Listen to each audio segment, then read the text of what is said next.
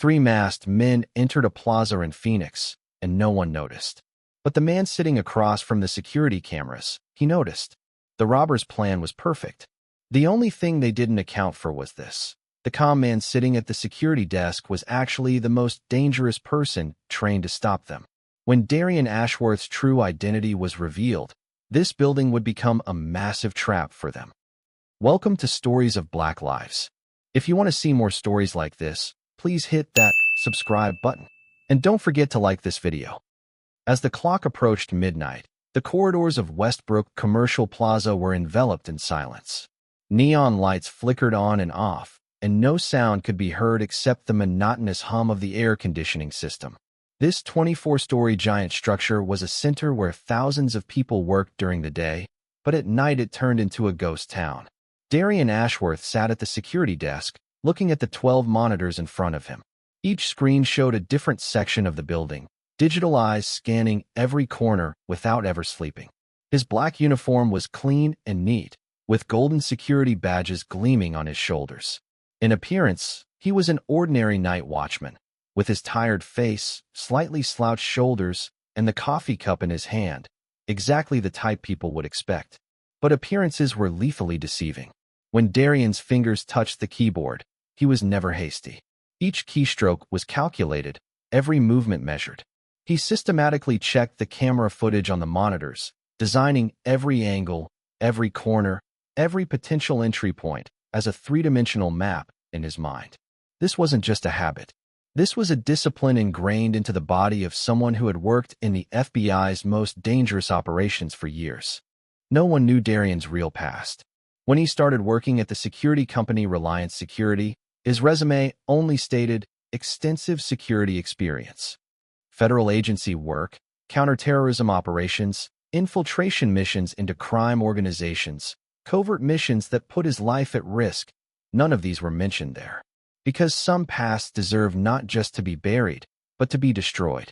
Darian used to work in one of the FBI's most elite units, the Organized Crime Task Force. As one of the youngest agents in this unit, his job was to infiltrate crime gangs and bring them down from the inside. For 10 years, he lived with fake identities, sometimes going so deep that he would forget his own real name. Vincent Romano, Carlo Benedetti, Ray McMahon. These were just a few of the identities he used. Each identity change brought a new life, new habits, new friends. Sometimes in operations lasting months, he would bury his real identity so deep that when he looked in the mirror, he had trouble recognizing his own face. FBI psychologist Dr. Helena Cross constantly warned him, "Darian, such deep infiltration operations are eroding your soul.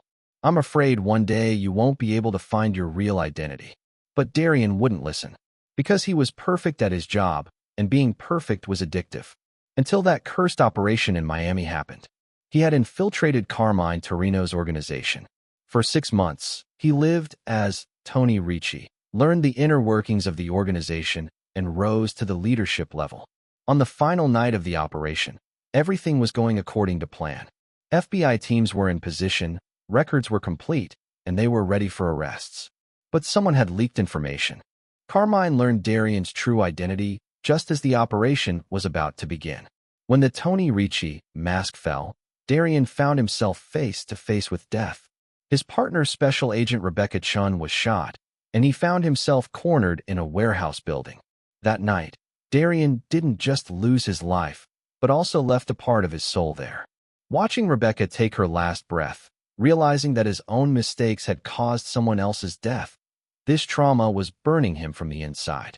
After the FBI pulled him from the operation, they removed him from duty for safety reasons, gave him a new identity, and quietly erased him from the records.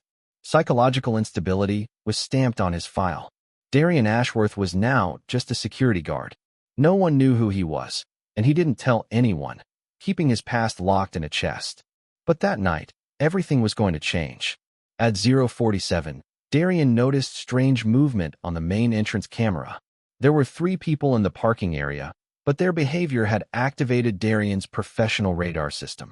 In the eyes of someone who had tracked criminals for years and memorized their behavioral patterns, these men were glowing like neon signs. First, All three were wearing hooded sweatshirts, and their heads were constantly lowered. This was a technique to avoid camera angles. Second, the bags they carried in their hands looked like ordinary sports bags, but their contents weren't ordinary due to their weight. Darian could tell from the way they carried the bags that there were metal objects inside. Third, they used hand signals when communicating with each other. This is a professional technique used to minimize vocal communication during tactical operations. Darian's heartbeat began to accelerate, but the expression on his face didn't change. He brought the coffee cup to his lips, continued drinking the cold coffee, and started checking his other cameras. From the outside, it appeared he was doing routine checks. Inside, however, FBI training had kicked in. He was automatically conducting threat assessment in his mind, calculating possible scenarios, developing counter-strategies. 3 people, coordinated movement, after midnight, professional equipment. This definitely wasn't random. But he wouldn't act yet. The most important rule he learned at the FBI: never act on assumptions, always die with verified information.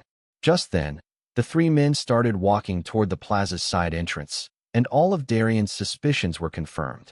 The man taking the lead, approximately 30 years old, athletic build, special forces-style movement patterns, stopped in front of the side door.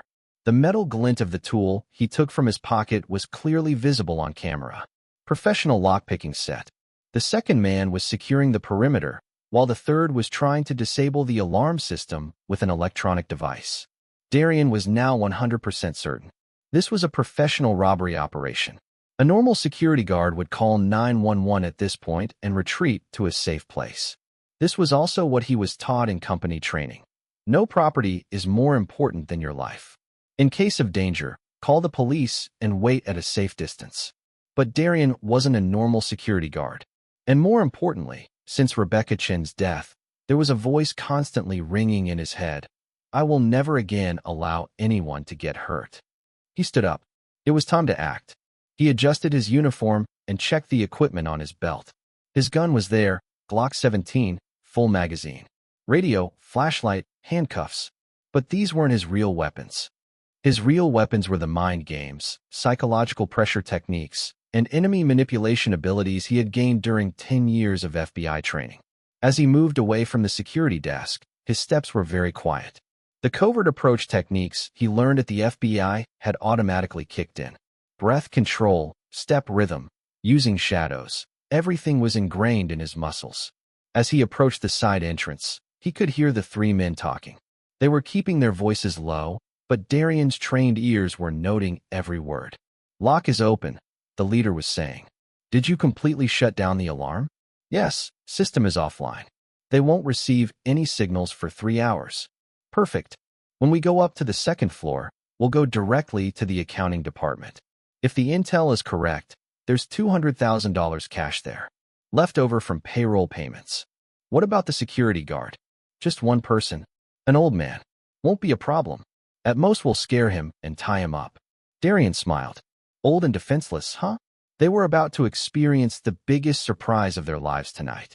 The door opened, and all 3 entered. Darian had taken position in a dark corner, watching their movements.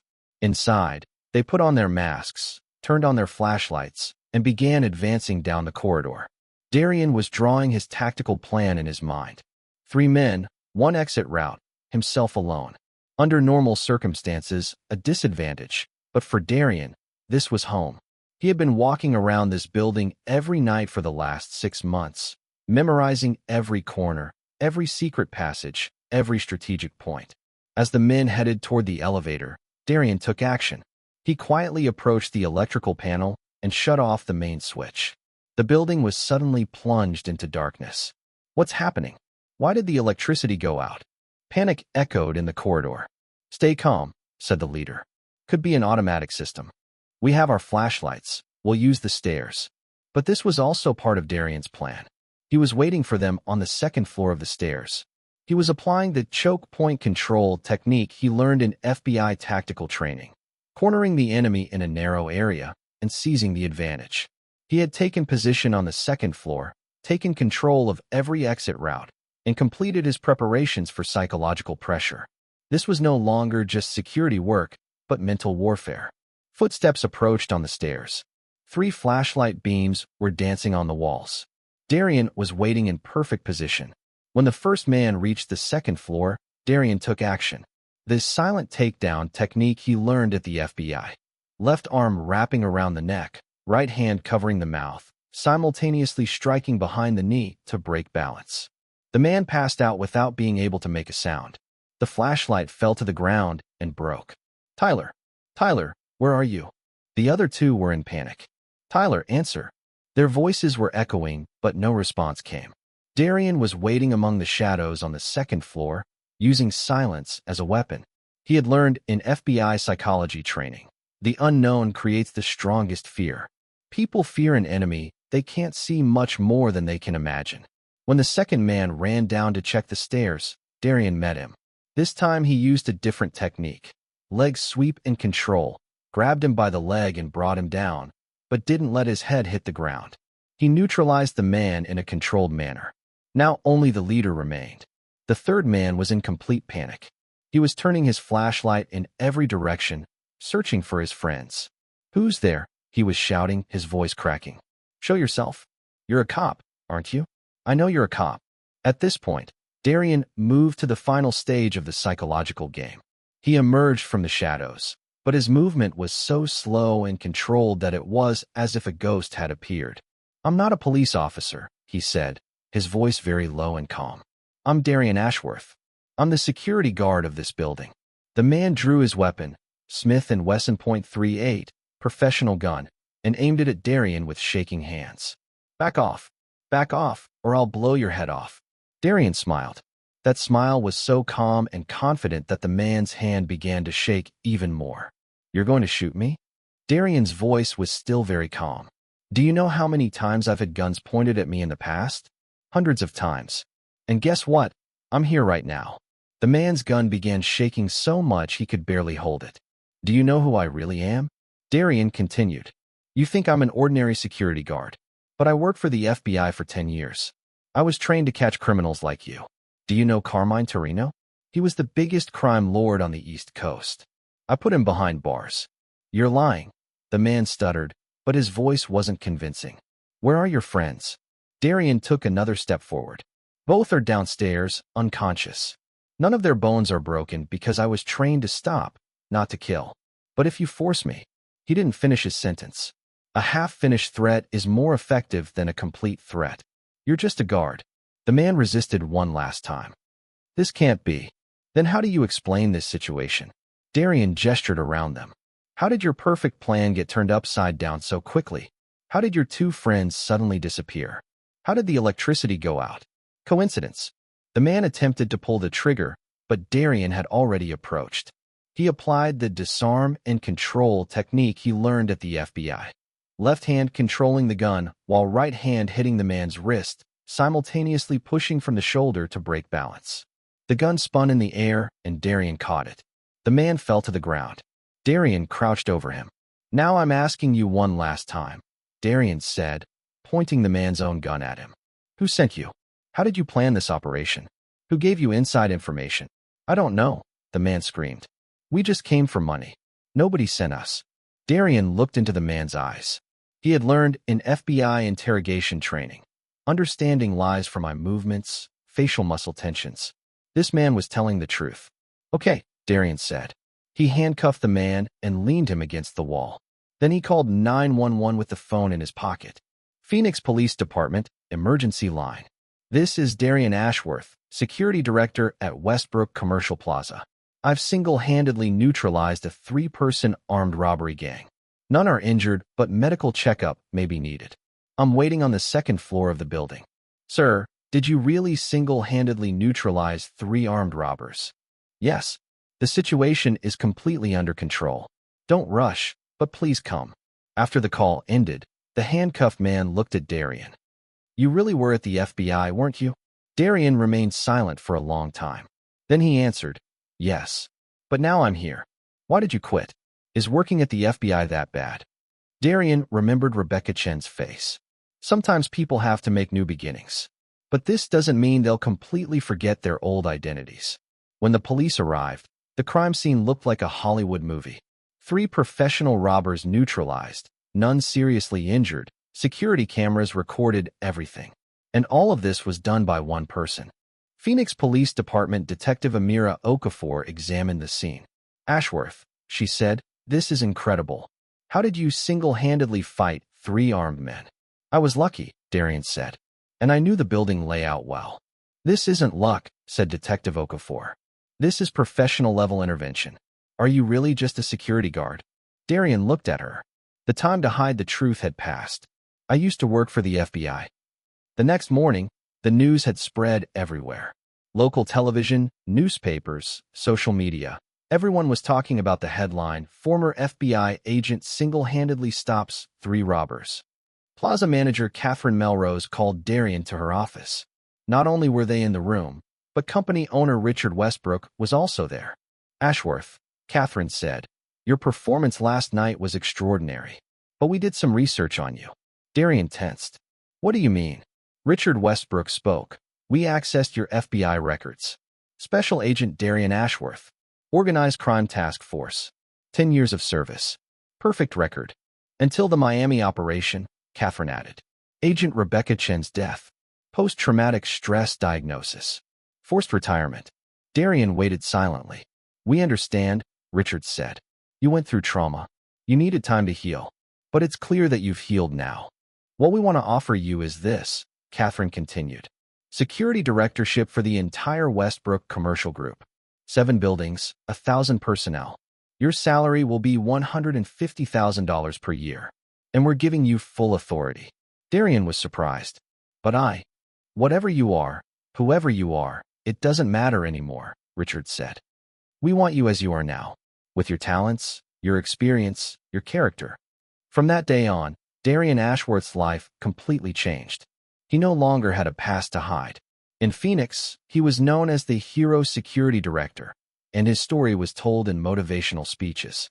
A year later, when his former FBI director David Sterling called him and asked if he wanted to return to duty, Darian gave his clear answer.